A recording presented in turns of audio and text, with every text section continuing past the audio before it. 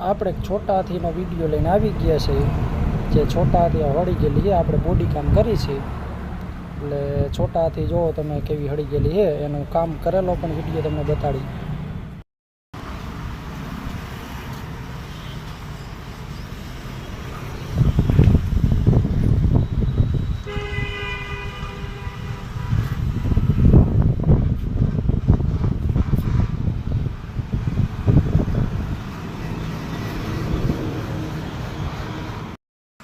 આ છે ને છોટા હાથી હળી ગઈ છે હવે આ એના પતરા નવા આવી ગયા આમ જોઈ લ્યો આ એના નવા પતરા છે આ જે